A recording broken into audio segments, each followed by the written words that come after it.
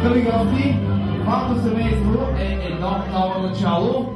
По традиция, новото начало се посреща с младия хляб, месен и премесван, любезно цяла нощ от двете майки. Отново поискайте за тях. Били младоженци, настъпете. Бялото платно, осено с цветя, това е символ на вашето семейно щастие.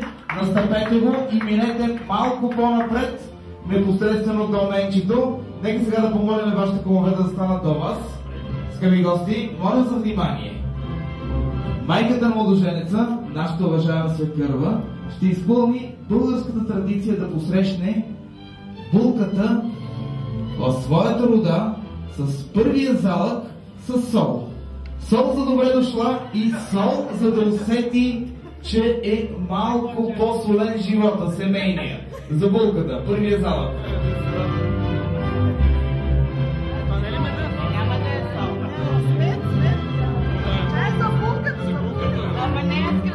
Точно така, си не трябва да се лъжи втори път. Веднъж вече изведнъж на тази зала по изпетки. Сега сол и за главата на семейството за младоженеца. Повечко сол. Да свиква.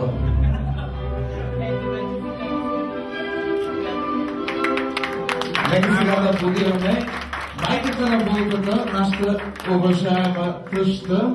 Скъпи гости, тя ще изпълни традицията да послади живота на младоженците. Залчета с мед да оставяме солта тук на това място и от сега нататък да пожелаем само сладки моменти. Аплодисменти. Две залчета едновременно поднесени към младоженците.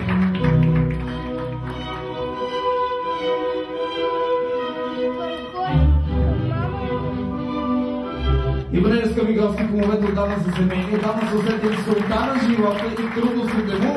За тях аплодисменти, освен това, нека да ги посладиме. Нека да поднесеме залък с мед към кума, като условието е свекървата, майката на момчето, да захрани кума с по-голям залък, с повече мед, понеже куме ти си знаеш. Традицията трябва да помагаш, пари да даваш. Дори през нощта, ако ти се обади младоженеца и ти поиска голяма сума на заем, трябва не само да му я дадеш, а и мен да ти капва от сърцето. Аплодисменти за кума. Куме, съгласен ли си? Мети за кумата със същото пожелание. И аплодисменти за кумата. Скъпи дами и господа, нека сега да помолиме младоженеца и булката да минем малко страни от ритуала. Булката да отчупи едно мъничко залче, почти трохичка, и съвсем любезно да го поднесе към свекърва си, за да може по този начин съвсем любезно да я помоли от сега нататък само да гледа и да слуша. А изобщо да не говори. Вашите аплодисменти. Нека сега младоженеца да повтори същото с залчето, само че може да е малко по-голямо по негово усмотрение и да го поднесе с много любов и уважение към тъщата, за да може и тя само да гледа и да слуша от сега нататък. Вашите аплодисменти. Дами и господа, толкова много наздравици, толкова много пожелания преди да дойдат младоженците, време да кажем и най-официалната наздравица. Ще напълниме чаши с шампанско, символ на любовта между младоженците. Мили младоженци, шампанското, което сега ще ви поднесеме, трябва да изпиете двамата до дъно, но преди това трябва да си вземете на здравица с вашите кумове, но преди това трябва да си пожелаете това, което несъмнено ще се случи. Трябва да си го пожелаете вие двамата сами на себе си и трябва да очаквате пожеланието от вашите гости.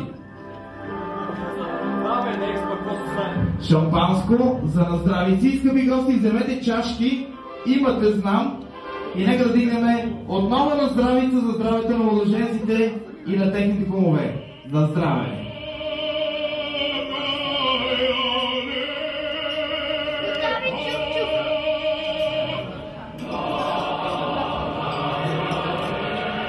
Мили младоженци, изпийте до дъно тези чаши, за да няма капки на дъното, съответно да няма сълзи във вашето семейство.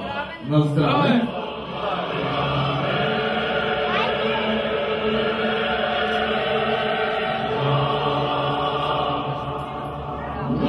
Абсолютно. чашите са пресушени, но преди всичко искам да отбележа, че Кума първи отпил виното. Куме, какво беше на вкуста? Горчиво ли е, Куме? Студено. Студено ли, Куме? Още една чаша. И пожелание. Дами и господа, горчиво от Кума, горчиво за младоженците. Аплодисменти за първата семейна целувка.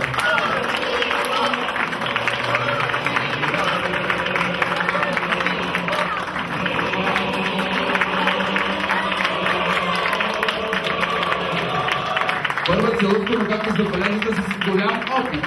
Оттава аплодисменти за младоженците. Скъпи гости, това беше целувка само на 15 минути граждански брак. Ако обичате, обявете горчиво пожелание на Кумата и за Кума да видите как се целуват хора с опит. Да го видишат. Горчиво!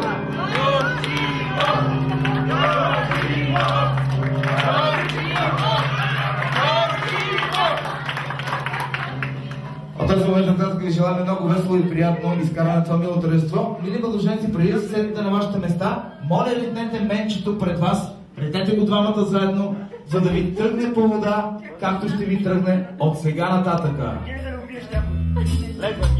Лекичко. Малко по-силничко.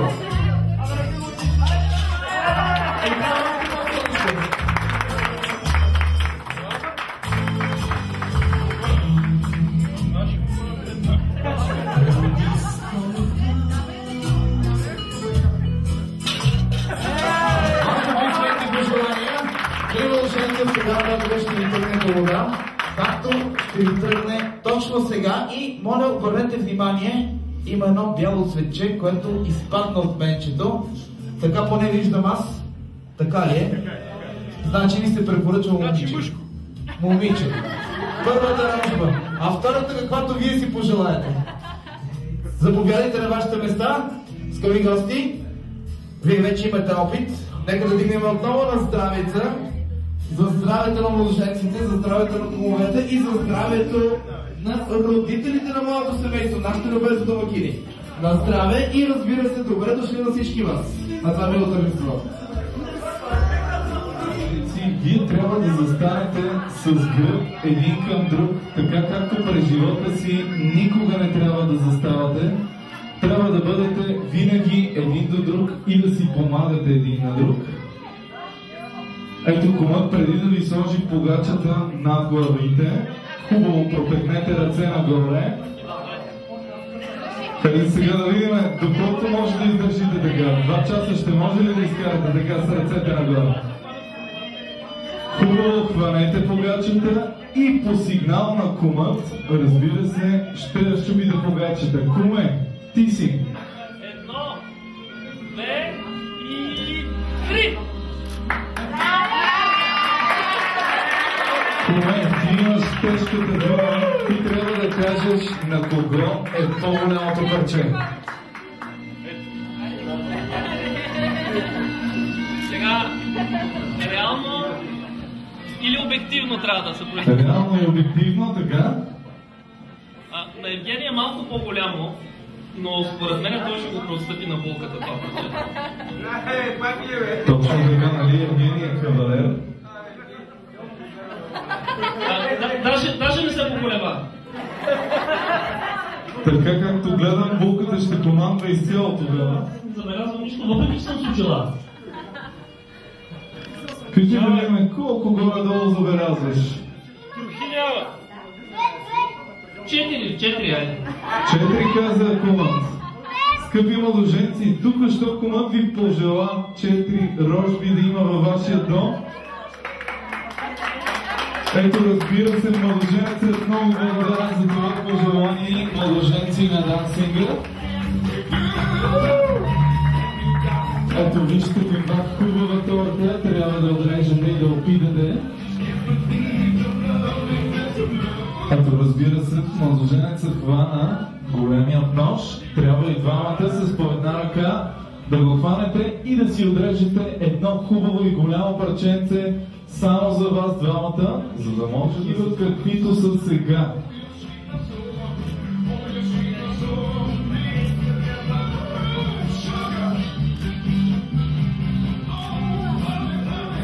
младото семейство да ги аплодираме.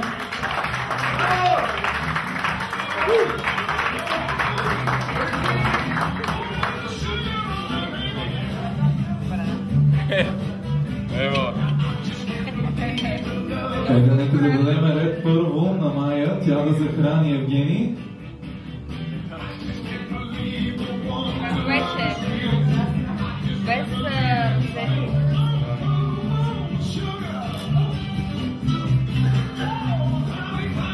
Хайде смело.